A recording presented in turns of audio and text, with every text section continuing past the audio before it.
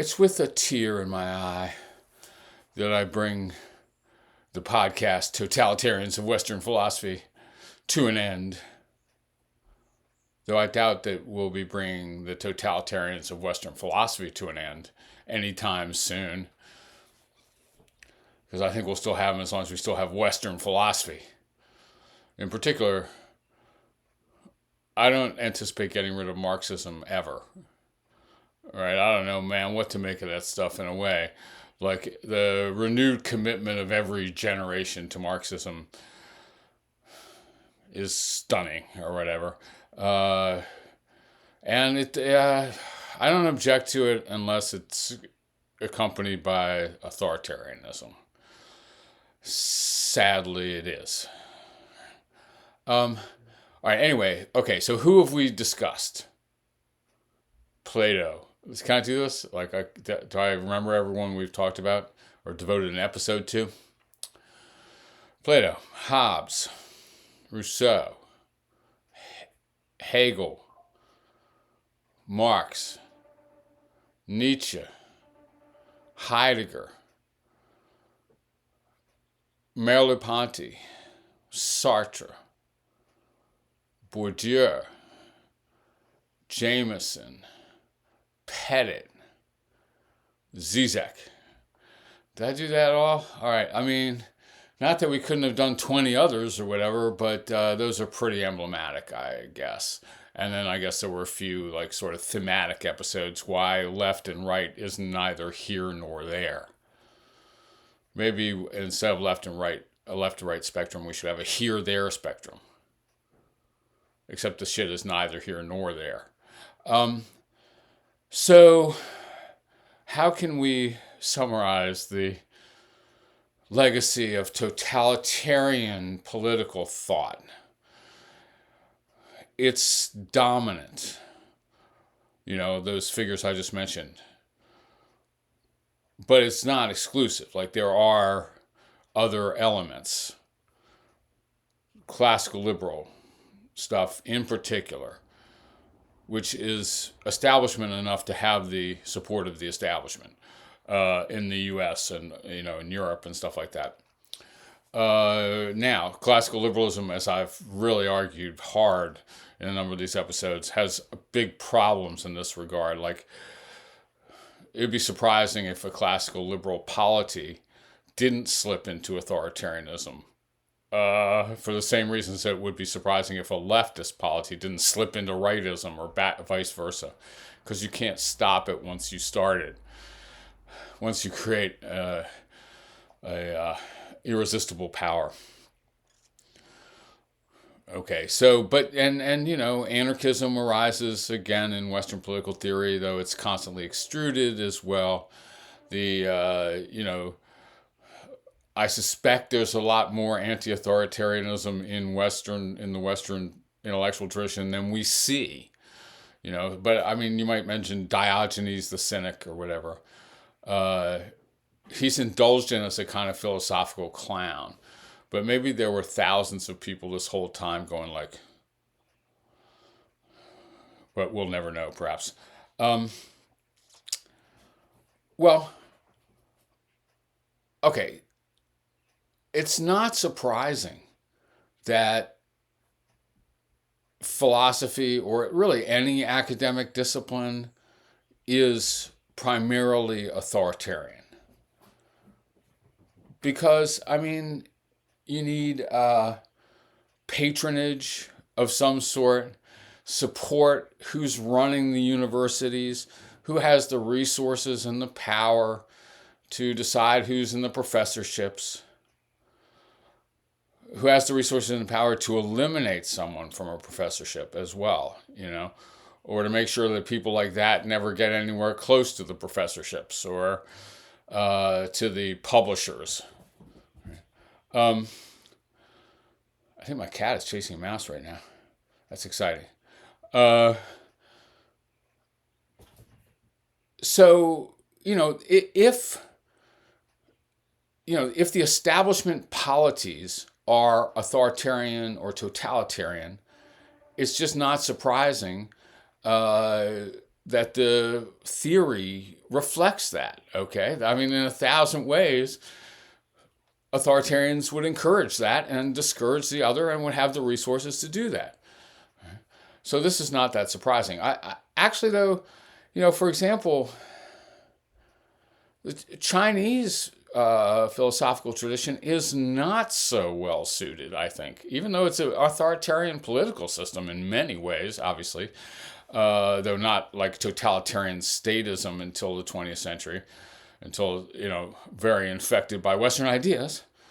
I don't think Confucianism is a totalitarian political system, okay? And I'm a little surprised that there's not more screeching pro-absolute emperor stuff in the Chinese tradition. At least I don't know much about it, if there is. And I have done some of the checking, I guess.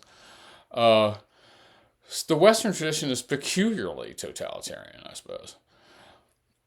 Now, I guess one really interesting question that we haven't really addressed and is really too big to address without working for years on this, I guess, is chicken and egg. Do totalitarian thinkers emerge from totalitarian systems, or do totalitarian thinkers inspire totalitarian systems? Or, there's a complex feedback loop, one supposes. But I think, I've been struck by this, that Hegel, Herder, Fichte, even Rousseau anticipate the totalitarianism that emerged 100 years after them, okay? And took 100 years to emerge. Like, I don't doubt that nationalism is happening all over Europe in the late 18th century, but Herder and Hegel and stuff and Fichte are early to it, okay? And are fundamental to articulating what it means. And maybe it took, decades for their thought to kind of seep down or whatever. Nietzsche, again, I'm questioning whether he's a proto-fascist or whatever. But, all right, how about Nietzsche's brother-in-law, the very proto-fascist anti-Semitic leader or whatever? Like, I think that... Nietzsche antedates the rise of the Nazis by, 40 years or something like that, okay? And inspired it to some extent. These figures, they're not slavishly reflecting the situation around them. And they are not merely saying what the government wants them to say. Although, you should look at this very carefully. Like, who's funding German professorships, okay? So if German philosophy in the 19th century comes out sounding extremely authoritarian every day, all day, every day, well, it's being funded by the Prussian state. Right? Who's deciding who gets the professorships, dude? Like, oh my God. All right, so sometimes this is just like... But at any rate, it seems to me that even in Plato, even in Hobbes, you get sort of the anticipations of 20th century totalitarianism centuries before it really could emerge. I think Hegel thought of himself as a prophet of the future, as having realized, quote, scientifically, unquote, what's going to happen for the rest of human history or whatever. Marx too, in imitation perhaps of emulation of Hegel. Well, the most annoying thing about that, and Nietzsche did this too, the most annoying thing about that is how right they were. Okay, how the rise of nationalism and the rise of statism did everything Hegel thought it should do and then some, okay? Uh, so, or how the Ubermensch struggled to emerge in the 20th century to fulfill Nietzsche's prophecies. I guess as I look at the data, I don't necessarily want to believe this. I have no commitment to a view like this, that ideas drive history. I'd be much more sympathetic offhand to the idea that history drives ideas. And by history, we might mean the material conditions of production, a la Marx. All right, like I can't see in a way in my head how a thinker anticipates history and doesn't reflect their cultural, rather than merely reflecting their cultural situation. But I actually do think that these figures, in a way, a lot of the history of Western political thought gets realized in the 20th century in the series of totalitarian, genocidal war machines that became actual in this century. Right? I think that's fairly in keeping with Plato's Republic. It took 2,500 years for it to come true. But and of course, if you're trying to figure out the causation of the rise of the Nazis or the rise of Marxist communism, it would be an incredibly complex terrain, and it's not just driven by Hegel's books or something, And in fact, I have a hard time picturing how Hegel's books could be involved at all. But if you read Hegel's books and then you think about the 20th century statism and shit like this, it's hard not to see it as an amazingly vivid anticipation. I don't see how these people could be prophets, man. And I definitely don't want them to be prophets because they're fucking totalitarians, okay? But they prophesied. And the prophecies became true, and partly because they somehow influenced the atmosphere of ideas. Or, Hegel's own view probably is that, it came from the zeitgeist. But it fueled the zeitgeist too. Anyway, I think that Stalin and Hitler and all these guys had the philosophical resources to prosecute their positions and to resist intellectually any other incursions, I guess, I mean, if you've got Heidegger and, or Marx on your side, you've got you've got a lot of intellectual firepower. And then if you have some real firepower, you can subdue whole populations and eliminate whole ethnic groups or whatever you're into, man. Yeah, so I do find this an awfully disturbing thing. Now, touch on a few themes that, we've seen over and over again.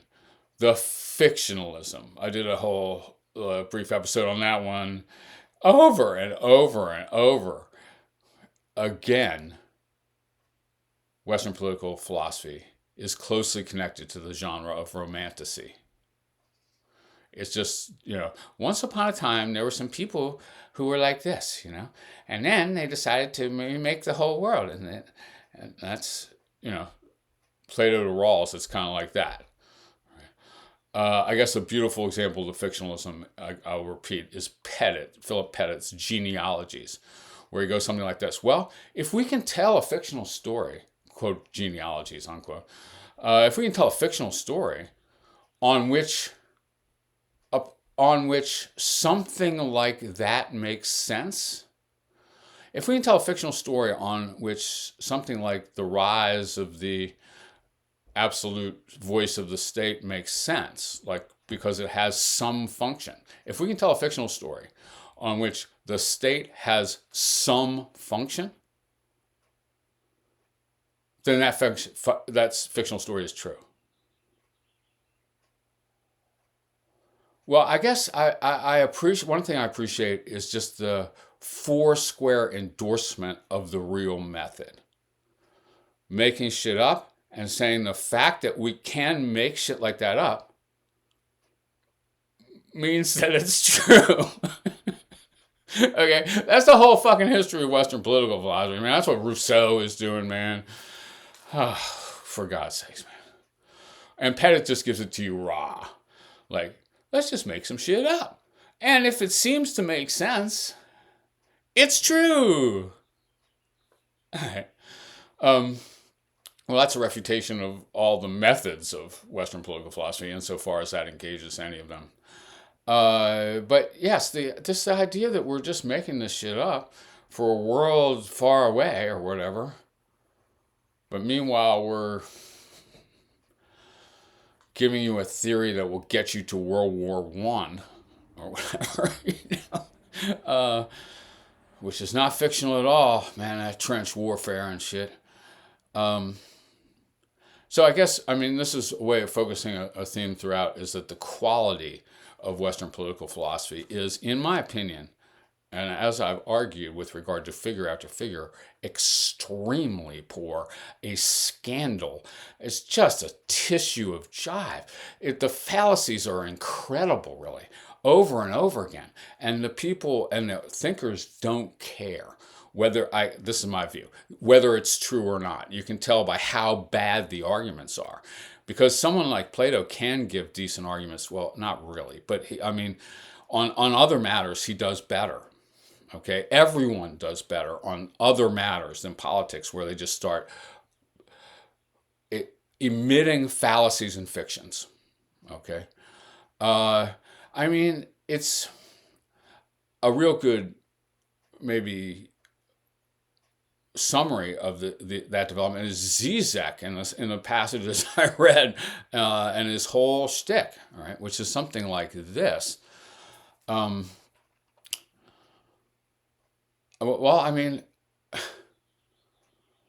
reality of politics on the ground, the reality of the totalitarian politics that I'm recommending, that I love, that I'm nostalgic for, Bolshevik circa 20, war communism, communist cultural revolution, Chinese cultural revolution, and stuff like this. I admit that they were wrong. They sucked. People died. Millions of people suffered. Although my registration of that is awfully abstract and not much. Okay, but anyway. The reality sucked unbelievably. But the idea was sublime. And the idea is eternal. And the idea will return. And that's my defense of the killing fields. He doesn't quite do that. Okay, I'm going to give you a little reductio, I guess. That's my defense, because the same eternal, beautiful, ideological vision is present in the killing fields and redeems the millions of deaths. That is, millions of deaths, unbelievable suffering, is redeemed by gigantic philosophical abstractions. Plato, Hegel, right? Marx, really, true. That is the most absurd and disgusting piece of shit as a piece of philosophy and as a rationalization for evil that I've ever heard, man.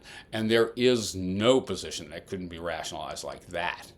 Okay, there's no position that you can't invent fictions to justify if you can say anything, and there's no position that can't be defended on the grounds that there's a beautiful ideal underneath that's eternal or whatever.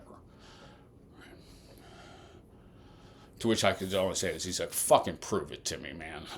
Okay? But don't prove it by trying to apply that ideal in another monstrous genocide. So,